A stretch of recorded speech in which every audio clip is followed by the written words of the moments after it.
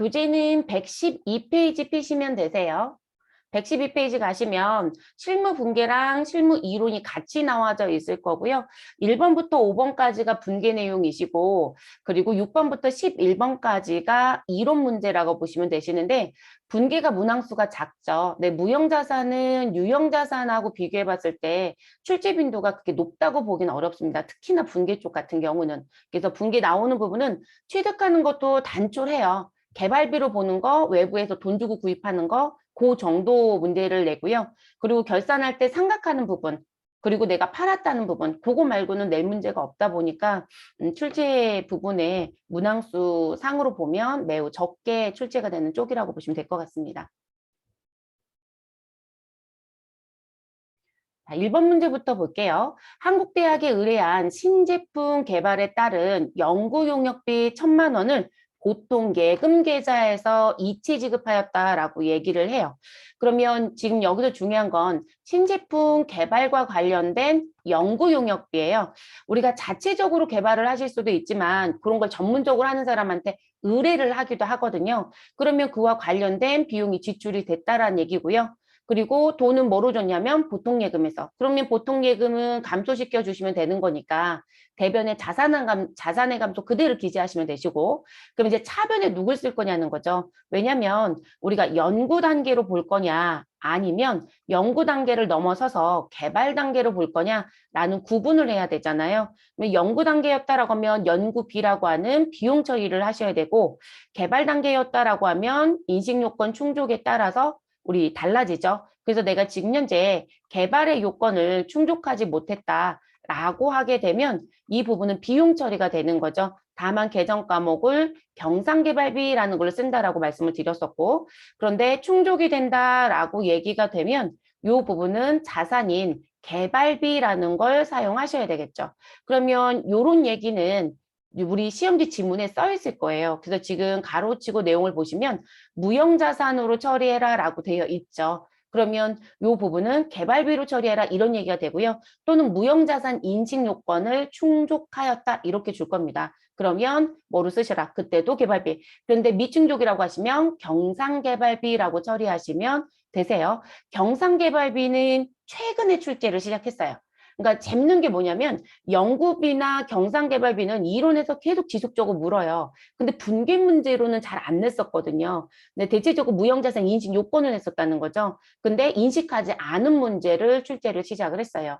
그래서 왜냐면 인식하지 않는 경우도 꽤 있거든요. 그래서 연구비나 경상개발비라는 부분도 출제를 시작했다. 근데 프로그램이 들어가시면 연구비하고 경상개발비 따로 쓸 수도 있지만 두 개를 묶어서 하나로 개정 과목 쓸 수도 있다라고 했어요. 그럼 시험 보실 때도 내가 경상을 넣었는데 경상 연구개발비가 검색이 되면 그거 그대로 쓰시면 되겠습니다. 그럼 저희는 차변에는 개발비, 대변에는 보통 예금이라고 쓰시면 되는 거죠. 네, 그래서 이렇게 정리하시고 마무리. 뭐 다른 거 특이한 부분은 없었네요. 두 번째 문제. 자, 특허권을 500만 원에 구입을 했고요. 대금은 보통예금에서 인출하여 지급하다. 자, 보통예금에서 지급했으니까 보통예금 감소시켜 주시면 되시고, 그리고 특허권 돈 주고 샀다는 얘기신 거죠. 그러면 우리는 무형자산이라고 하는 부분으로 회계 처리하시고 더 이상 진행할 부분은 없습니다. 그리고 무형자산의 특허권은 산업재산권이라는 통합으로 표시할 수도 있다라고 했어요. 근데 우리는 개별적인 계정을 더 많이 쓰기는 합니다. 그래서 특허권이란 글씨가 들어오면 시험 보실 때는 특허를 먼저 입력해서 검색을 해보세요. 자, 저희는 특허권으로 처리할 거고요. 금액은 500만 원, 대변은 보통예금 기록하시고 정리시켜 주시면 되겠습니다. 업무에 사용하기 위하여 컴퓨터 소프트웨어를 150만 원에 현금 구입하였다라고 얘기합니다. 자, 우리 소프트웨어라고 하는 프로그램은 자체 개발을 해서 사용하고 있다라고 하면 개발비라는 계정 과목을 쓰는 게 맞다. 그런데 우리가 외부에서 무엇 하시는 거, 구입하시는 건 소프트웨어라고 하는 계정 과목 쓰시면 된다라고 말씀드렸고 대금은 현금으로 지급했습니다. 그러면 차변에 무형자산 소프트웨어 쓰시면 되시고 대변엔 현금이라고 기록하시고 각각 금액은 150만 원씩 쓰시면 되겠죠.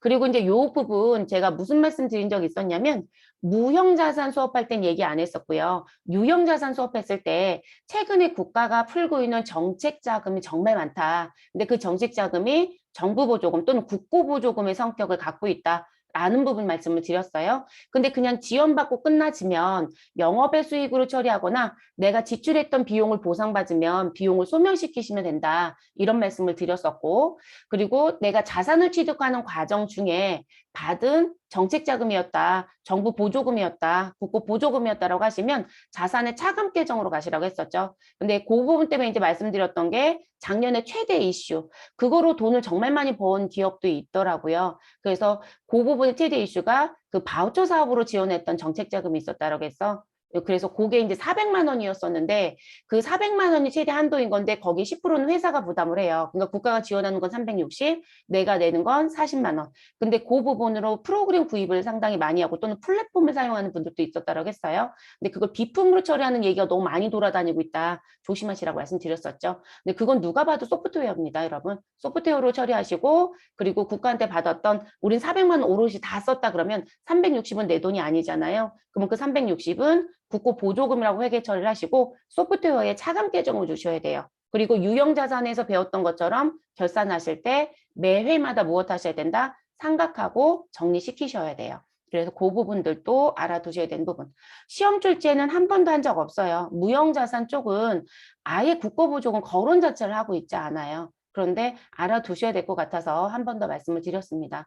그리고 제가 그 바우처 사업과 관련된 것만 말씀을 드렸지만 국가가 지금 작년부터 또 풀고 있는 것 중에 예산 하나가 뭐가 있냐면 ERP 프로그램 구동 부분이에요. 그래서 ERP 프로그램은 기존에도 지원을 했었거든요. 근데 지금 또 지원이 진행이 되고 있고 올해 같은 경우는 스마트 공장이라는 걸 앞에 내세워서 진행을 해요. 스마트 공장과 관련된 국가 보조금을 받으시게 되면 그 부분은 우리가 지금 배우시는 세무사랑이라든지 스마트 A 구입비로는 전혀 해당 사항이 없어요. 그래서 스마트 공장 부분과 관련되어 있다면 100% 회사가 ERP 프로그램을 구입을 하실 거예요. 그리고 스마트 공장은 회계나 인사 쪽 구입비는 해당 사항이 없습니다. 근데 이제 모듈 전체를 구입하면 국가가 정책적으로 어디까지 지원하는지 모르겠어요.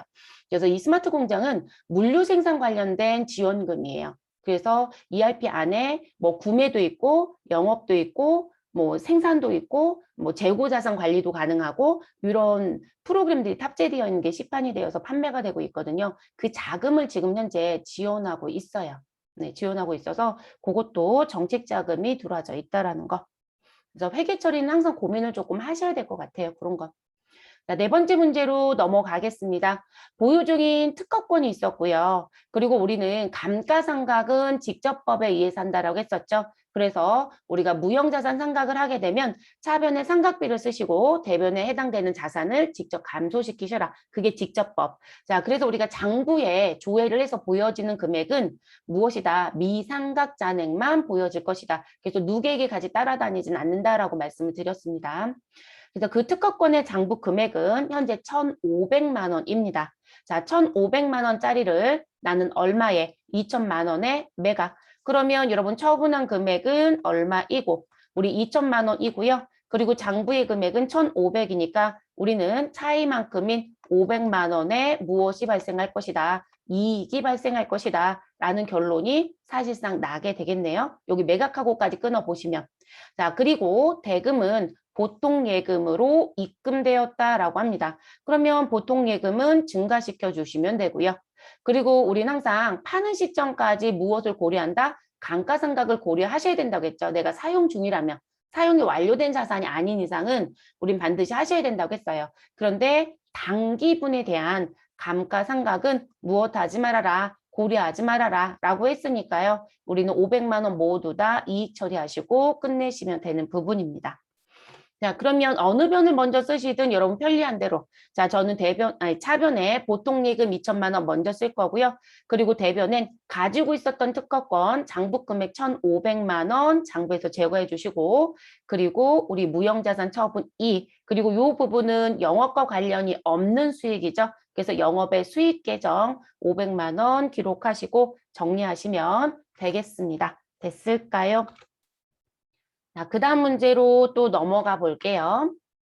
자, 회사는 기말 현재 결산 항목 반영 전에 재무상태표상 개발비 미상각 잔액 480만 원이 있다라고 얘기합니다.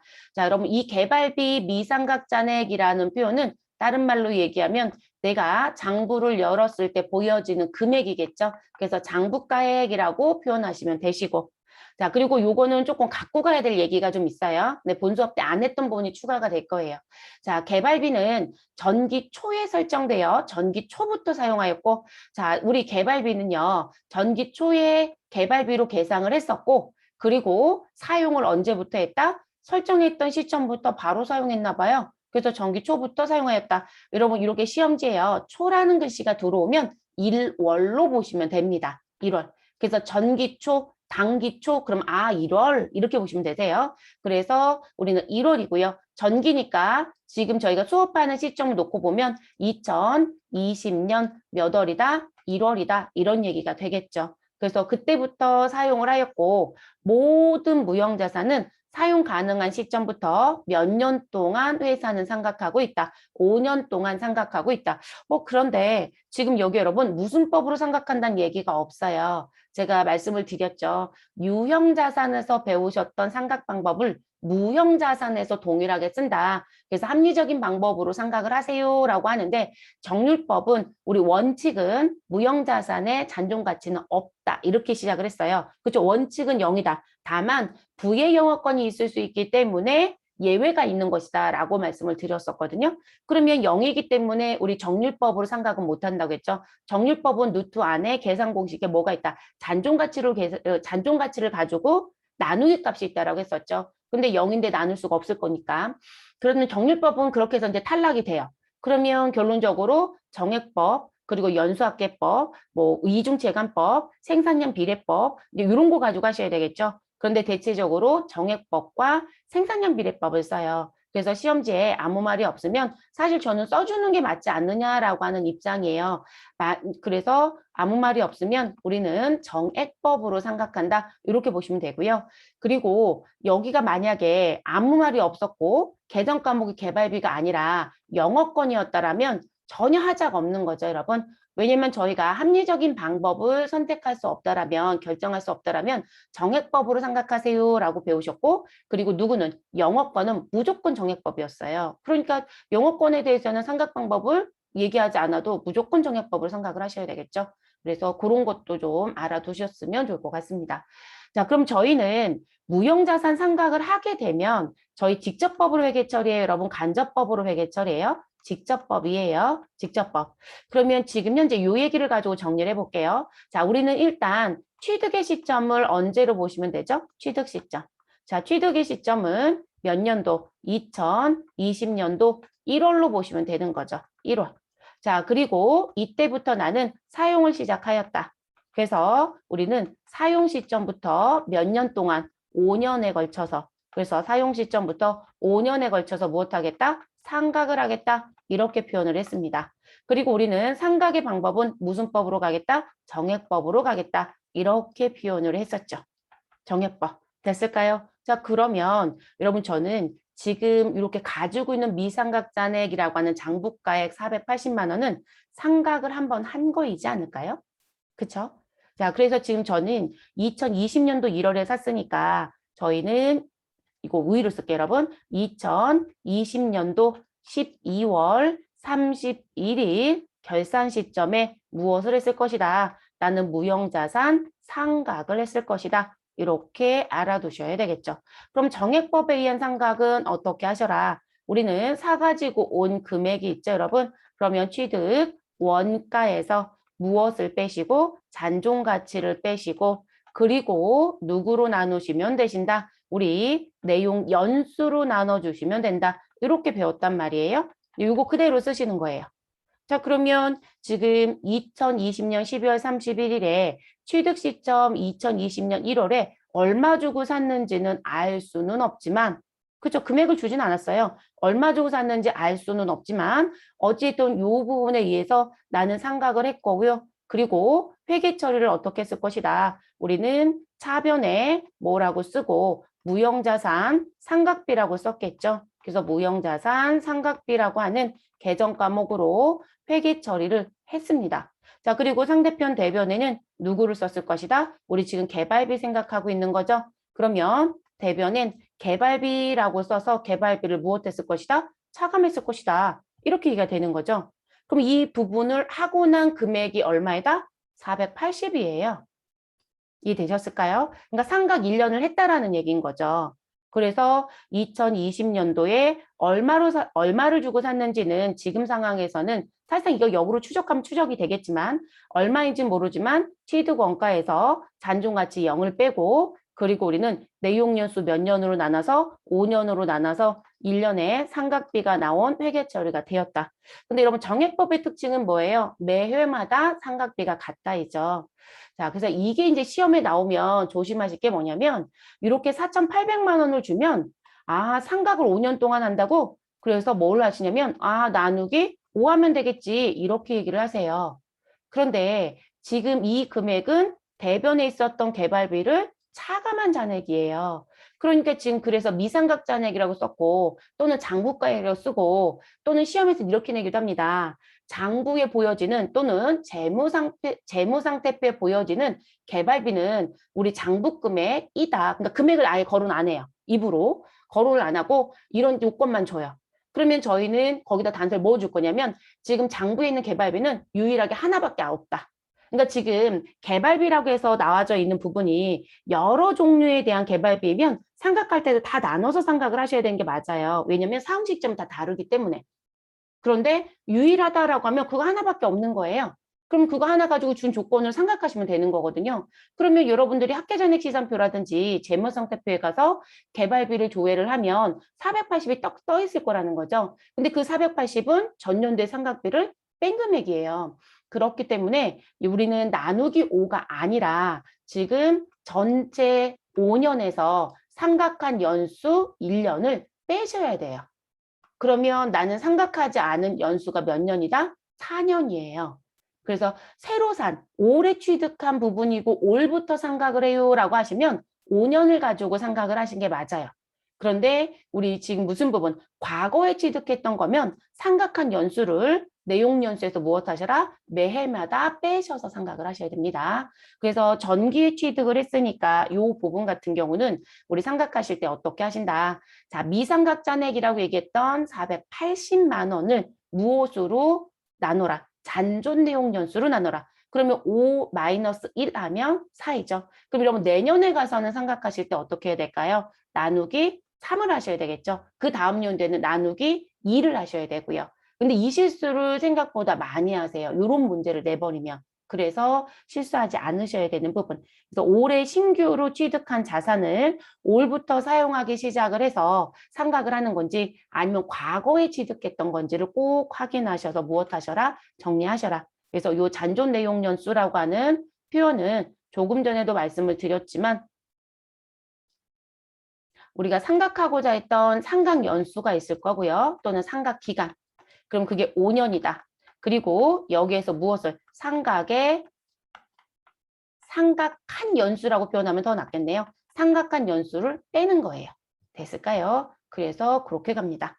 그러면 480만 원 나누기 4 하면 120만 원이 나오게 되죠. 그래서 지금 실질적으로 취득 금액을 역산해 보시면 우리는 600만 원 주고 산 거죠. 그래서 600만 원 나누기 5 하면 매 회마다 무엇 한다? 120만 원씩 몇 년 동안? 5년 동안 상각을 하게 되는 거죠. 그래서 요거 잊어버리지 마세요. 많이들 틀리는 문제여서 제가 조금 더 강조하는 부분입니다.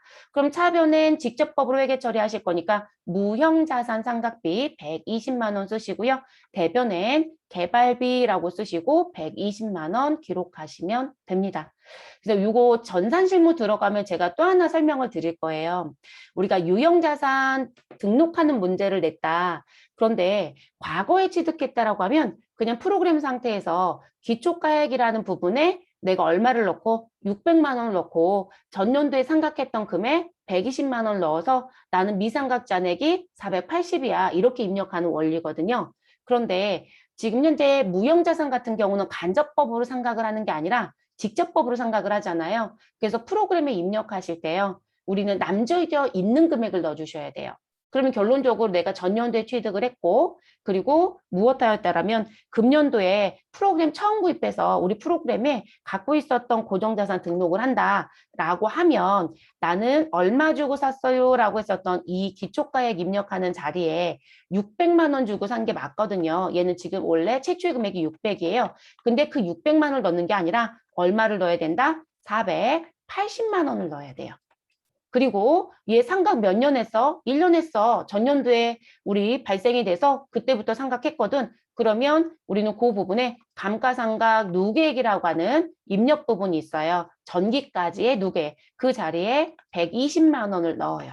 그러면 프로그램은 뭐 어떻게 인식한다? 아, 얘 600만 원 주고 산 거를 직접법으로 상각하고 있었던 거지. 그리고 저희가 아래쪽에 가면 내용연수 넣는 자리가 있어요. 그럼 거기에 5년을 넣어놓겠죠. 그러면 컴퓨터가 600 나누기 5로 인식해서 계산을 해요. 근데 유형자산처럼 600만 원을 입력하고 아래에 120만 원을 입력을 하면 어떻게 인식한다? 720만 원을 인식해서 나누기 5를 하거든요.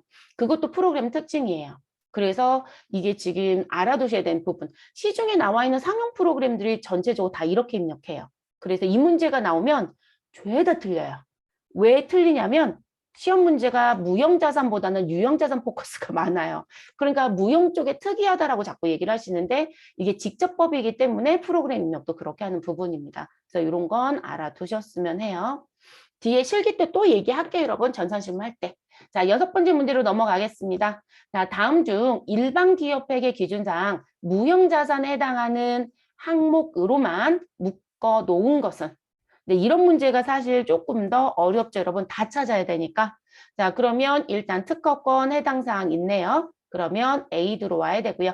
개발비도 무형자산이 맞죠, 여러분? B도 들어오고 연구비는 비용 계정입니다. 들어올 수 없고요. 개업비라고 하는 건 우리가 개업비, 창업비는 회사를 처음 설립했을 때 들어가는 돈이에요. 근데 이 부분은 모두 다 비용 처리합니다. 네, 비용 처리. 그렇기 때문에 들어올 수 있다, 없다? 없어요, 여러분. 자, 그리고 상표권은 들어오는 게 맞겠죠, 여러분? 그래서 2 들어오면 되겠습니다. 근데 여러분, 우리 말장난에 말리지 말아야 될 게 있어요. 어느 해인가 상표권을요, 뭐로 문제로 냈냐면 상품권으로 낸 거예요.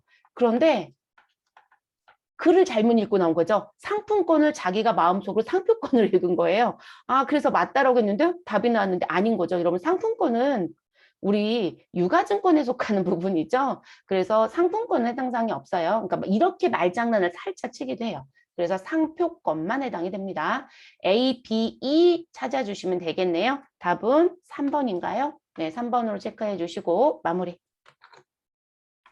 자, 7번째 문제. 자, 무형자산과 관련한 다음의 설명 중 적절치 않은 것은 자, 무형자산으로 인식되기 위해서는 식별 가능하여야 한다. 맞죠? 자, 무형자산은 기업이 그 무형자산에 대한 미래 경제적 효익을 통제할 수 있어야 된다.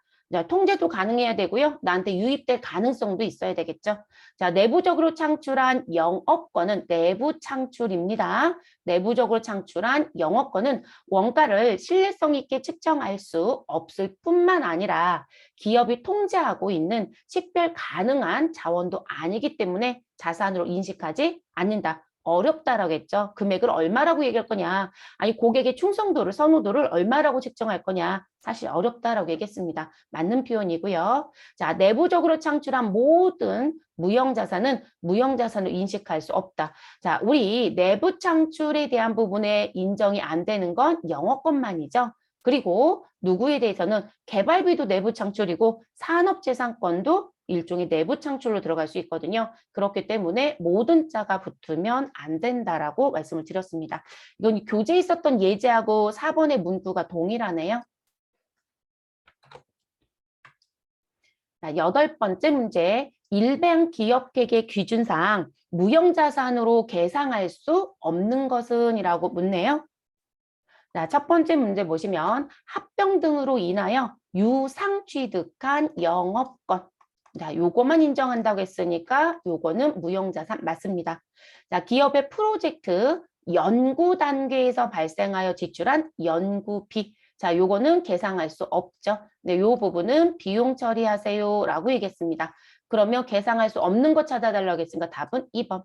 자, 일정한 광고에서 보존하는 광물을 독점적 배타적으로 채굴하여 우리 취득할 수 있는 광업권. 네, 요거 무형자산 맞죠? 일정 기간 동안 독점적 배타적으로 이용할 수 있는 산업재산권. 네, 우리 대표적인 게 특허권, 우리 디자인권, 뭐 이런 거 있었죠, 여러분? 네, 그래서 요 부분도 들어옵니다. 그래서 답은 2번입니다.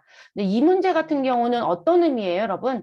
우리 그 개정 과목 정의 얘기했었잖아요. 그런 문제 가져다가 넣어놓은 것이다 라고 보시면 되겠습니다. 뭐 특별한 문제라고 보여지지는 않습니다. 9번째 문제, 다음 항목들 중에서 무형자산으로 인식할 수 없는 것은? 이라고 묻네요.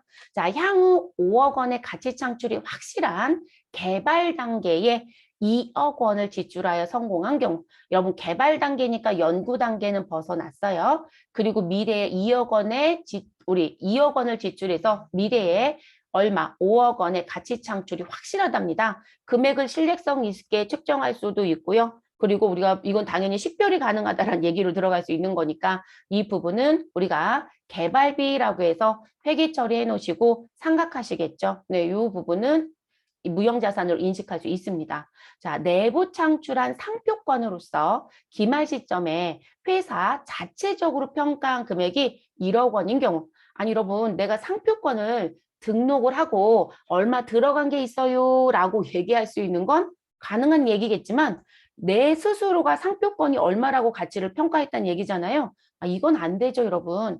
내가 지금 실제 우리 회사는 다른 회사보다 월등하다고 주장하는 거잖아요. 그러면 왜 월등한데? 우리 매출도 잘 되고 있고요. 고객의 선호도도 높고요. 그래서 우린 브랜드 가치가 올라갔어요. 이런 얘기를 주장할 수밖에 없는 거거든요. 상표권이 그런 식의 의미잖아요. 우리 거라는 표시를 내는 거예요. 그래서 그걸 보고 구입을 한단 말이에요. 그래서 시중에 가끔씩 왜그 명품들 무엇했다라고 하는 가짜 물건 만들어서 파는 게 문제가 되는 게 뭐예요? 이게 지금 명품인 거 어떻게 알아요? 뭔가 표시낸 게 있기 때문에 가능한 거잖아요. 근데 그 금액을 내가 평가했다? 이건 불가능한 얘기죠, 여러분. 네, 이런 부분은 인정이 되지 않습니다. 네, 그래서 상표권이라는 글씨가 들어왔어도 인정이 되지 않아요. 상표권이 산업재산권으로 들어와서 내가 보호받을 수 있는 건 상표권을 만드는 과정에 들어간 돈, 등록하는 데 들어간 돈, 그리고 기간마다 갱신한다겠죠. 그런 돈들만 계상하는 거예요. 그래서 인식할 수 없는 건 2번이라고 보시면 되겠습니다.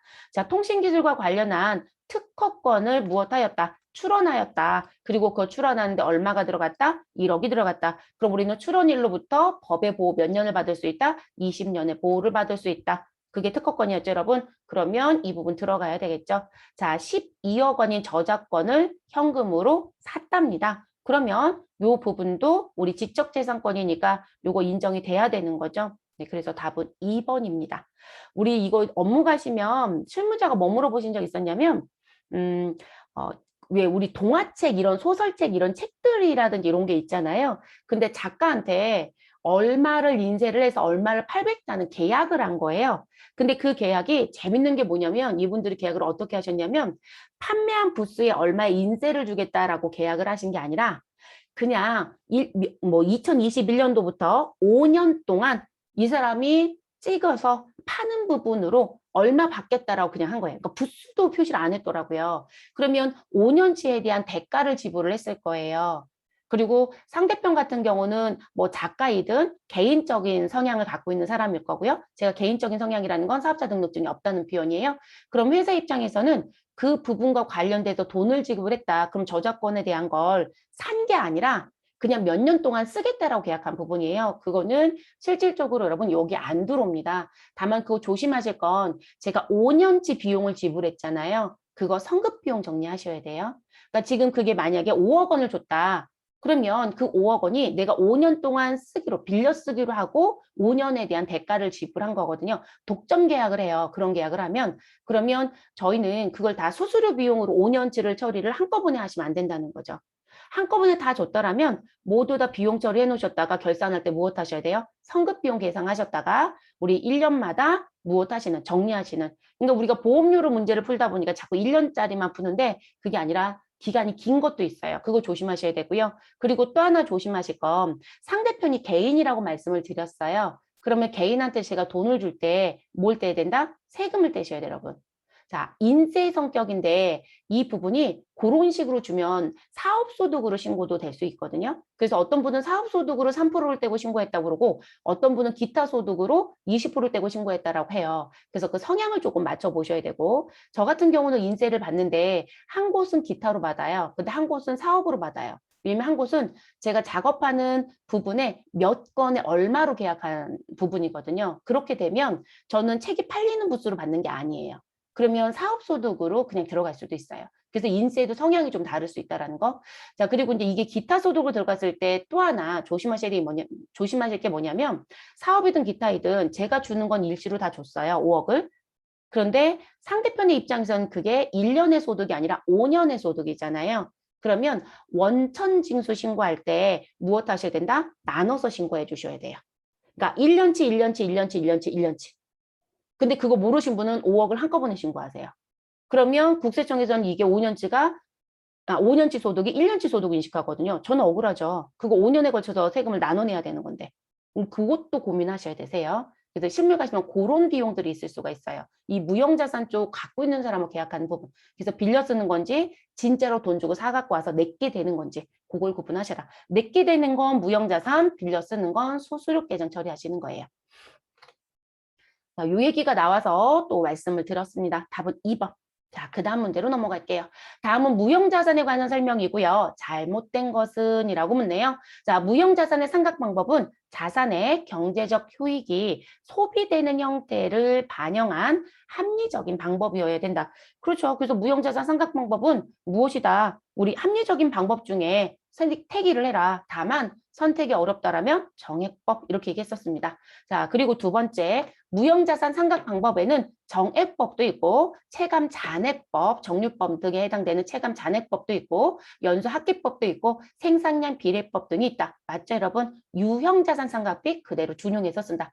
자, 무형자산의 합리적인 상각 방법을 정할 수 없을 경우에는 우리 정률법으로 가는 게 아니라 정액법을 사용하셔라 라고 얘기했습니다. 잘못된 건 3번.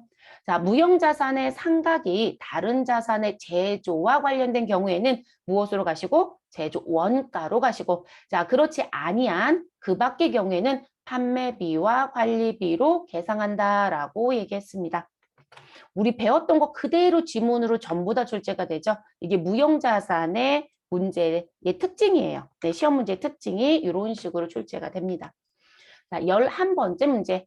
A 상사의 2011년 12월 31일에 총계장 원장에는 다음과 같은 계정 잔액이 표시되어 있다. 자, 재무상태표상 무형자산으로 보고될 금액은 얼마인가라고 묻네요. 자, 광고 대행 업체에 선급금을 지불한 게 있다. 얼마를? 20만 원. 근데 내부 창출 영업권이라고 얘기합니다. 여러분, 이 부분은 들어올 수 없죠. 네, 내부 창출을 인정하지 않는다. 자, 유상으로 취득한 영업권은 인정이 됩니다. 특허권 들어와야죠. 그래서 30과 50을 더하면 우린 얼마에다? 80만 원의 무형자산이 우리 재무상태표에 들어와야 된다. 이렇게 정리하시면 되겠습니다. 별로 어려운 부분의 문제는 아니죠, 여러분? 네, 지금 이런 식의 패턴의 계산 문제를 내거나 또는 아까 왜 이렇게 쭉 길게 써주고요. 무형자산이니 아니니 이렇게 찾는 문제로 내거나 그런 식의 패턴들도 최근 들어서 많이 출제가 되고 있는 실정입니다. 자, 이렇게 해서 무형자산 관련된 문제는 정리를 했습니다. 그리고 무형자산 쪽 문제는요, 문제를 좀 풀어보시면, 우리 뭐 AT는 FAT까지만 보자라고 이제 말씀을 드리긴 했지만, AT하고 전산하고 비교해보면 전산 쪽이 훨씬 더 무형자산 쪽 의미를 더 많이 물어봐요. 그리고 AT는 그런 쪽보다는 다른 쪽 문제를 조금 더 많이 물어보는 것 같아요. 그러니까 똑같이 배운 부분에 문제 출제할 때 이렇게 집중되어 있는 부분들이 좀 있어요. 그래서 그런 게 조금 차이점이 있습니다.